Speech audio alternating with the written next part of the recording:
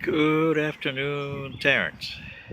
Here we are on this Tuesday afternoon here in Georgia in April, and tomorrow's April 4th. The African Americans are going to be having a huge day with MLK Remembrance, or they say it's Remembrance. Uh, so I'm doing a video on MLK and aliens view. Okay, if Mr. King were alive today, he would see the Earth the way I see it. A blue, shining planet, little small, not remarkable in any way. I mean, if you look at it from space, and astronauts can tell you, it's not remarkable unless it's your home. And to them, it must have been a big sight because it's their home. To me, it's not. It's just another planet. Beautiful, a little, I would say, more beautiful than mine. But then again, you got pain in the ass beings who live here. And Mr. King knew that. When Mr. King got shot back on April 4th, 1968,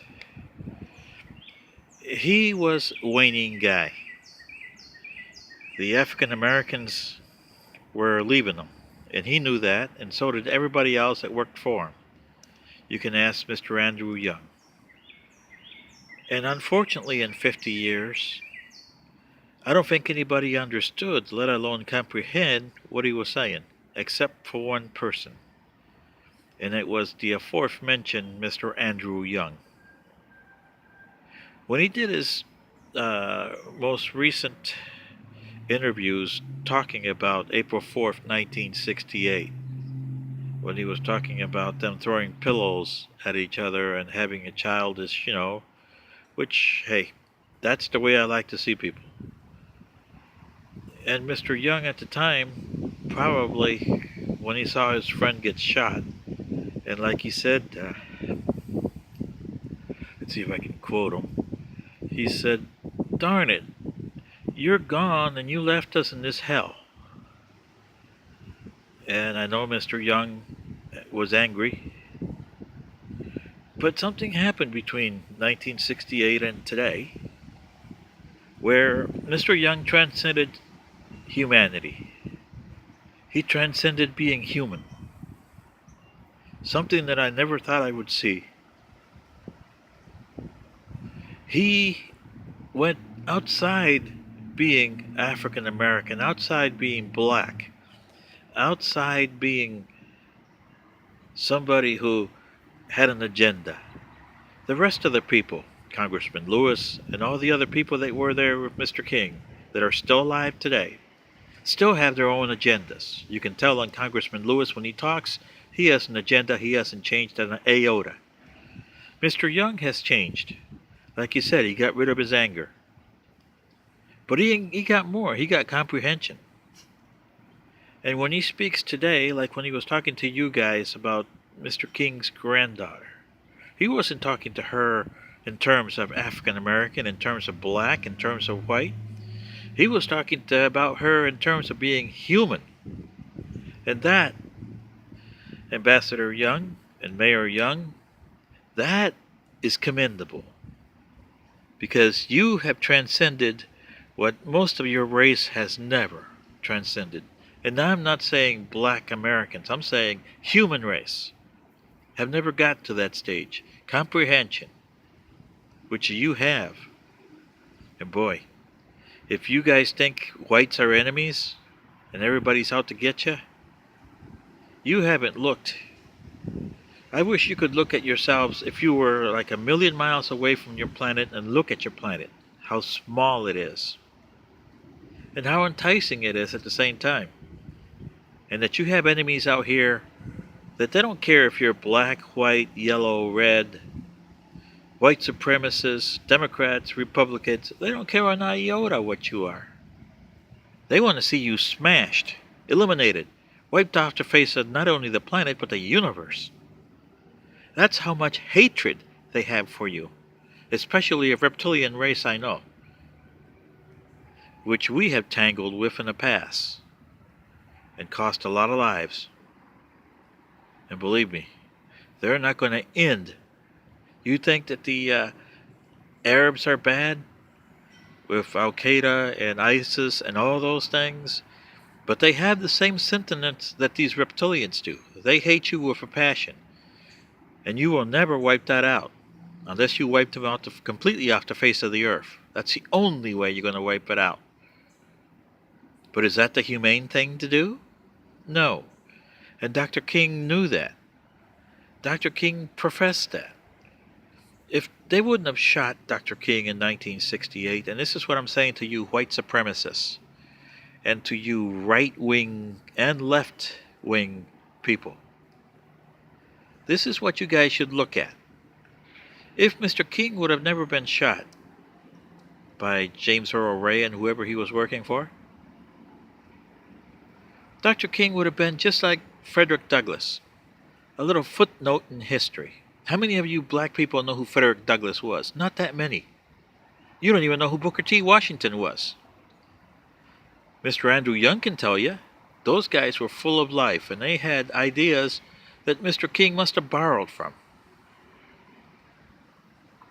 So I'm not trying to say that Mr. King was good, bad, or whatever, and that you African Americans are doomed. Well, if you keep on following the agendas of, say, Congressman Lewis, Art Sharpton, he calls himself a reverend, but he doesn't act like one, Louis Farrakhan, if you keep on following ideas from them, yes, you are doomed. But if you listen and actually understand and start comprehending what Ambassador Andrew Young was trying to tell you before he passes away, he is the last guy. If he passes away and you guys don't get it, well, you're doomed anyway in 2065 along with the whites, the yellows, and the reds. Because you guys never got together, never decided, we don't want to be black anymore. Our ancestry is African, yes, but we are human. You guys haven't got to that point yet. Will you get to that point? No. And that's exactly what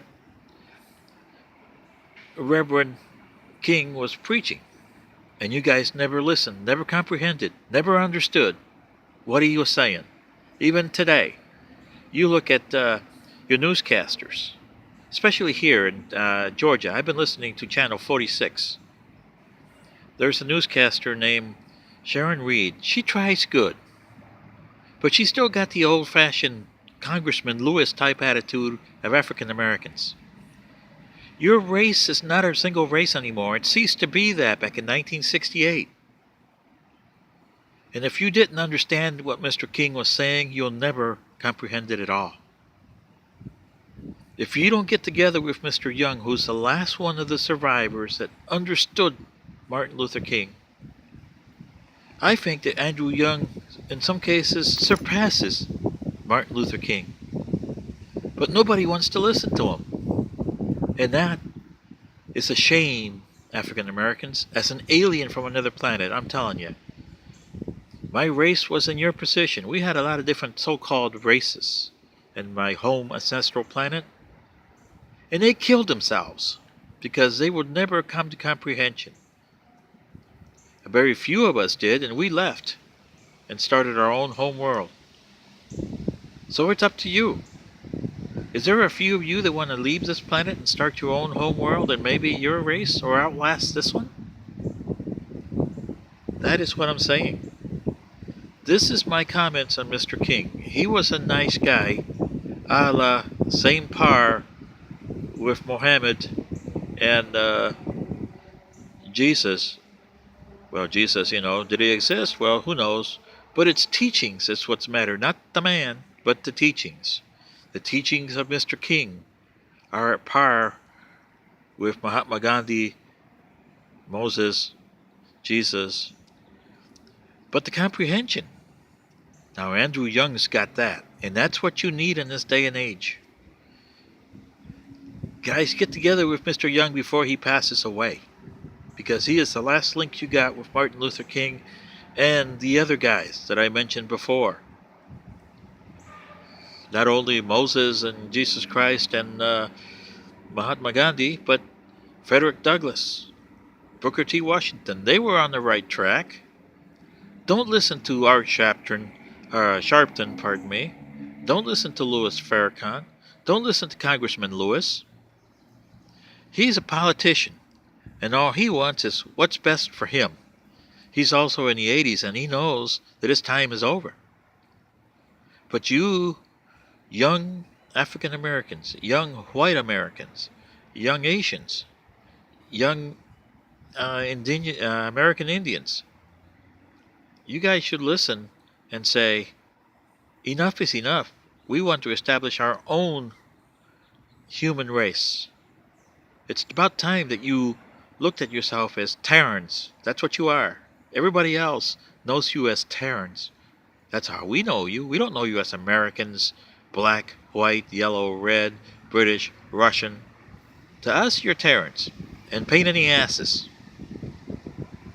Now, give me a hint and tell me that you are worth saving when my force comes in on 2065. Let us change history and stop the Mushka from destroying you. But give us a hint. Show some sense of comprehension and become Terrans.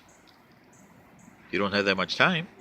Martin Luther King tried to give you, and you blew the last 50 years. You don't even have that anymore. You got less than 50. So it's up to you.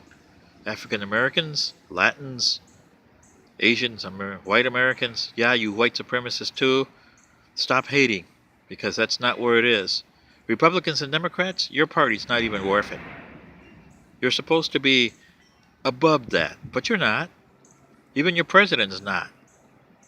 So, this is what I'm saying. From an alien point of view, get some comprehension. Listen to people like Mr. Andrew Young, Stephen Hawking, and people like that look at things differently, because you have to.